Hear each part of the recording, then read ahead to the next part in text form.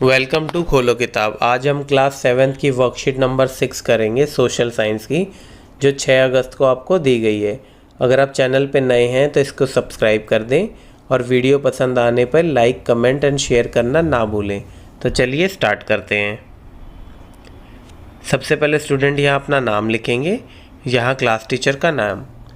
तो ये वर्कशीट आपकी एनवायरनमेंट के बारे में बताती है। तो एनवायरनमेंट में हाइड्रोस्फीयर के बारे में बताया गया है। The domain of water is referred to as hydrosphere. Hydrosphere क्या होता है? जहाँ भी पानी होता है उसको हाइड्रोस्फीयर बोलते हैं। It comprises various source of water and different type of water bodies like river, lake, sea, ocean etcetera. तो हाइड्रोस्फीयर में क्या क्या आता है? सारे जो सोर्स होते हैं वाटर के वो सब हाइड्रोस्फीयर में आते हैं, जैसे कि रिवर हो गया, नदियाँ, लेक, समुद्र इत्यादि। It is essential for all living organism. Hydrosphere सभी जीव जंतुओं के लिए बहुत ज़रूरी है। Water can occurred in 3 states. अब पानी है वो 3 डिफरेंट स्टेट्स में मिल जाएगा आपको। सॉलिड किस फॉर्म में? आइस की फॉर्म में, लिक्विड वाटर की नॉर्मल फॉर्म में, और गैस वेपर्स की फॉर्म में। Where and in what form have you seen water? Right about it. तो आपने किस किस फॉर्म में वाटर को देखा है? हमने लिक्विड स्टेट में कहाँ कहाँ देखा है? रिवर में, लेक में, या वाटर टैंक में जो रूफ पे है। और सॉलिड स्टेट में कहाँ देखा है हमने? In the freezer of fridge या रेफ्रिजरेटर। और वेपर स्टेट में हमने कहाँ देखा है? When boiling water in the kitchen. ठीक है। तो do you think water is essential for all living organism? Yes, water is very much essential for all living organism. Why? This is the reason. Body uses water in all its cell, organ and tissue to help regulate temperature and maintain other bodily function. Body को पानी की ज़रूरत कहाँ कहाँ पड़ती है? उसके सभी सेल्स, ऑर्गन या टिश्यू में टेम्परेचर को मेंटेन करने के लिए और बाकी बॉडी के फंक्शन को मेंटेन करने के लिए। Because body loses water through breathing, sweating and digestion, it's important to rehydrate by drinking fluids and eating foods that contain water. क्योंकि पानी कहाँ कहाँ से लॉस होता है? हम जब सांस लेते हैं तब भी पानी लॉस होता है, पसीने आते हैं तब भी पानी का लॉस होता है, और डाइजेशन के टाइम पाचन क्रिया में भी हमारा पानी का लॉस होता है। इसलिए हमें तरल पदार्थ वाला खाना खाना चाहिए ताकि हमारा बॉडी रिहाइड्रेट रहे और पानी वापस मेंटेन रहे। Atmosphere. The atmosphere is the thin layer of air that surrounds the earth.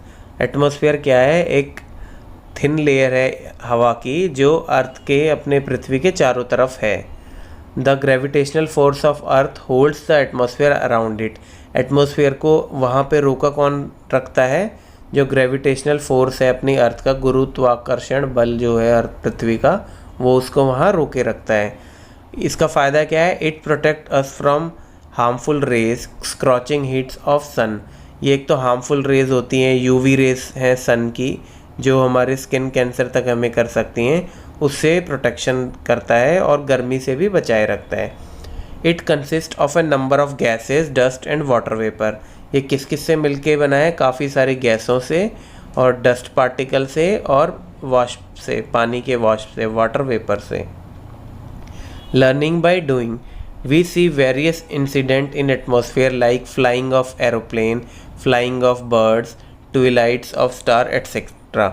Make a list of such incidents and explain the importance of atmosphere. तो हमने इसमें बताया गया है कि हमने काफ़ी सारे इंसिडेंट्स देखे हैं एटमॉस्फेयर पे, जैसे हवाई जहाज उड़ रहा है, पक्षी उड़ रहे हैं, तारे चमक रहे हैं। तो और ऐसे कौन कौन से इंसिडेंट्स हैं, और कौन कौन से ऐसे इंसिडेंट्स हैं जो ऐसे हमने देखे हैं? तो इसमें हमने शाइनिंग ऑफ सन भी देखा है, मून लाइट भी देखी है, मून लाइटनिंग भी देखी है, और काइट, फ्लाइंग ऑफ काइट भी देखी है, जो हम पतंग उड़ाते हैं वो सब। तो ये सब हम इसमें लिख सकते हैं। और इम्पॉर्टेंस ऑफ एटमॉस्फेयर क्या है? The atmosphere contains the air that we breathe. जो हम सांस लेते हैं, जो हवा में चाहिए, वो एटमॉस्फेयर में ही हमें मिलती है। Protect us from harmful radiation of sun. जो सूरज की हार्मफुल किरण है उससे भी हमें बचाता है। helps to keep the planet heat on the surface and plays a very important role in water cycle. जो पानी की साइकिल है उस पर भी काफ़ी इम्पोर्टेंट काम होता है एटमॉस्फेयर का। और हमारे पृथ्वी की सतह को गर्म करने के लिए भी इसका काफ़ी इम्पोर्टेंस होता है। Let us know the air in Earth atmosphere is made up of approximately 78% nitrogen and 21% oxygen. जो अर्थ का एटमॉस्फेयर है, जो उसमें जो गैसेज हैं वो टोटल 99% सिर्फ दो गैसों से ही बनी है। 78% गैस उसमें नाइट्रोजन है और 21% ऑक्सीजन है। Air also a small amount of other gases such as carbon dioxide, neon and hydrogen.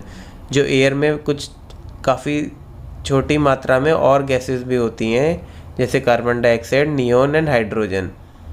Plant and animal kingdoms together make biosphere और the living world. It is a narrow zone of the earth where land, water, air interact with each other to support life. तो biosphere क्या है? Biosphere वो area है जहाँ पे living organism रहते हैं, प्लांट और एनिमल किंगडम मिला के। और ये एक ऐसा एरिया भी है जहाँ लैंड, वाटर एंड एयर आपस में इंटरेक्ट करती हैं और एक दूसरे की लाइफ को सपोर्ट करती हैं। एटमॉस्फेयर की लेयर कितनी है? 5 लेयर होती हैं। सबसे पहले ट्रोपोस्फेयर जो अर्थ के बिल्कुल पास है, फिर स्ट्रेटोस्फेयर, देन मीजोस्फेयर, फिर थर्मोस्फेयर और फिर एक्सोस्फेयर। क्वेश्चन नंबर 1 है, what do you understand biosphere? तो बायोस्फेयर क्या है? Plants and animal kingdom together make biosphere or the living world. It is a narrow zone of the earth where land, water and air interact with each other to support life. Question number 2. Name the 5 layers of the atmosphere. अभी हमने 5 layers यहाँ पढ़ी हैं, तो इसका हम यहाँ नाम लिख देंगे। कौन कौन सी हैं? Number 1 troposphere, stratosphere, mesosphere, thermosphere and exosphere. इसी के साथ हमारी ये वर्कशीट कंप्लीट हुई। नेक्स्ट वीडियो में हम मिलेंगे नेक्स्ट वर्कशीट के साथ। Don't forget to like, comment, share and subscribe the channel. Thank you.